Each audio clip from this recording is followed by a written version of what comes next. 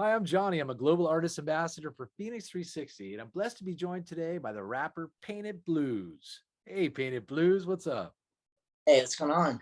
Hey, man, good to see you, bud. And looking forward to sharing some of your music. Okay, if we tune into your official latest drop, Late Bloomer?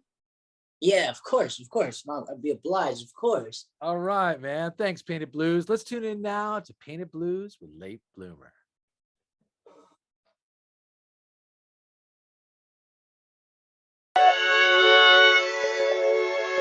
Uh, uh, yeah.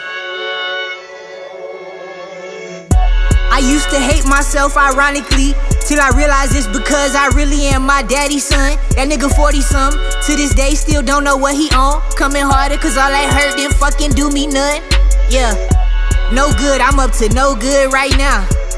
That's why I don't show my face as much. Niggas fake the funk, they be in the club, I had them sniffing cut. Yeah, I did. Guess what? It ain't no issue I can't handle. Niggas sent they mans when they got hit, them niggas scrambled. Look at how he dressed, you can tell he just a rapper. Most times I leave the studio, I go on missions after. We throw missiles at him, I grew past that dissing phase. But I'll admit back then I used to lash out childishly. Spent this year under investigation, they was clocking me. Had me tempted to go change my name and turn up in the streets, I'm not lying. I know these the raps y'all want it, right? This the shit y'all like, cause this my life. Painted Blues, great, man. Cool to share your music with everybody. Thanks, bud. Hey, can I ask you now, where are you from and how'd you get involved in becoming a rapper? So I'm from San Antonio, Texas. So born and raised, I just relocated to Dallas, but I was into music like my whole life, right? So I think I started playing the saxophone in like fifth grade, fifth, sixth grade, something like that. And then music just kind of enveloped around me. It was something that I realized, you could express yourself through. And for me, it was like the sound is one thing, but I was really good at words too, right? I had this different understanding, like how to put words together. And it just like it was something that I knew, like I think I was like 10 or 11, and I just knew like I would never be able to put that down.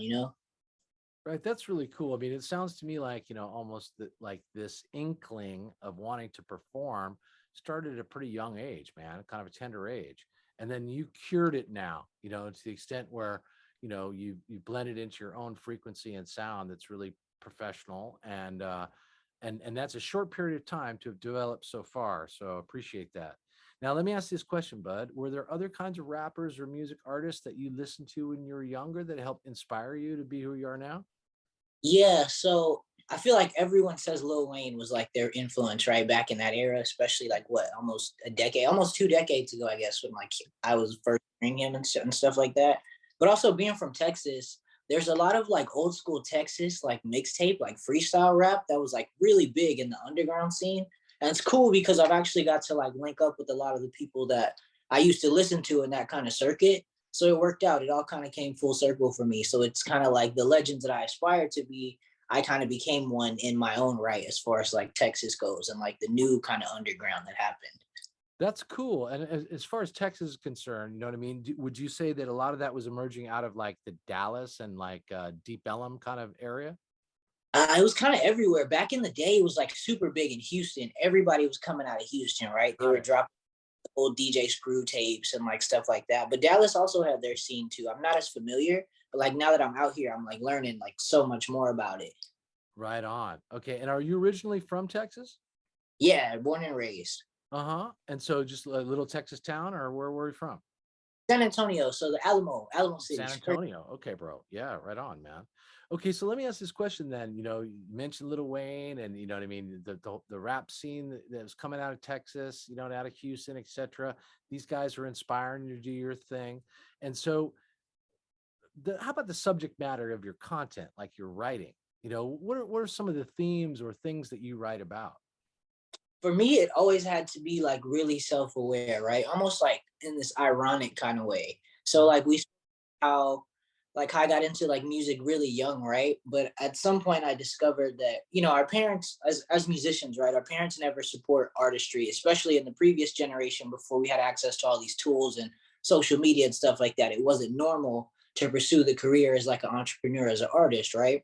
So Understood. it was where my music and like my head being so headstrong, I kind of made decisions that went against the grain a lot, right? So it's very self-aware and seeing that, maybe I didn't always make the best decision, but it was kind of me following, what I really believed in. It's kind of like this juxtaposition, right? Of being so self-aware, they like, like maybe I'm not doing the right thing, but this is where I'm at, So it's a very like it's got its own kind of bubble. I really like it. Like I know, like I operate in like a moral gray area, I think. And it's a cool way to kind of express myself really.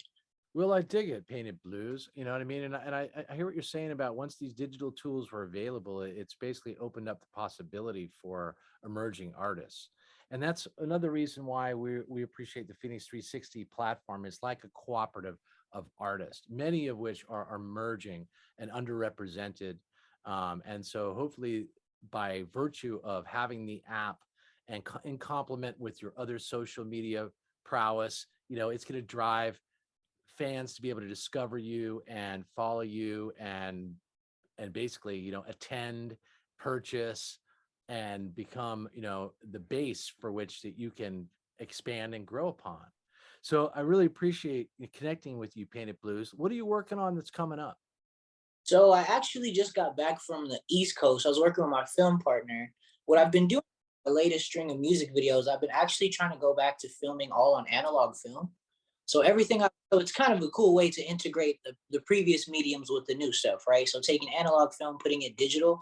And that's what I was really excited to work with FENIX360 about, because I'm working on this idea where maybe I can take the music videos, like the film videos, right, that I'm creating, and bring them into an NFT space. Listen, I think that's entirely possible. That is what FENIX360 does, is it gives you that utility, that ability to generate NFTs. And so I encourage you to explore that. And it's great that you're actually linking these mediums together and actually using some analog material that gives it kind of almost like a vinyl kind of integrity. But at any rate, I dig that. And I'm looking forward to your following your progress. Tell me about your social media links. What do you like to use? So I just went live on the website like maybe 2-3 months ago. So paintedblues.com, that's me. Nice. All the stuff. And then if you Google Painted Blues, you kind of see everything. But I'm on Instagram. I'm on Twitter. Twitter's the Painted Blues, all one word. Instagram is a little bicycle because it was just trying to be funny and quirky like that. It's a handle I've had to hold on for a little while.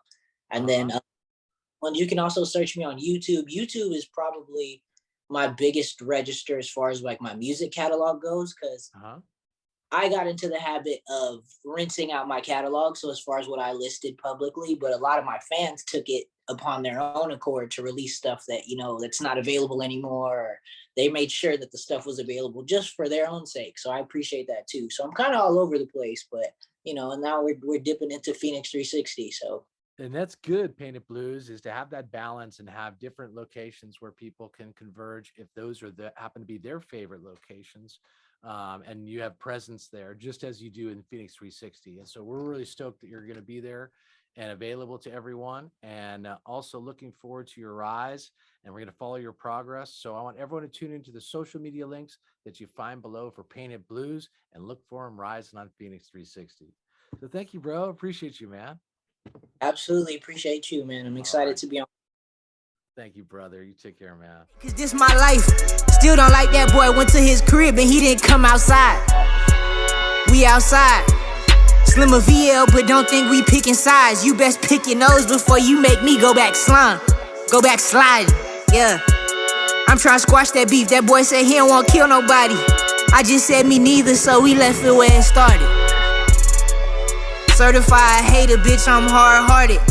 You can see it in my eyes, I'm not the same as when I started. I might go retarded, yeah, full retarded. Shit, yeah. Yeah. Yeah. Yeah. I used to hate myself ironically, till I realized it's because I really am my daddy's son, no cap.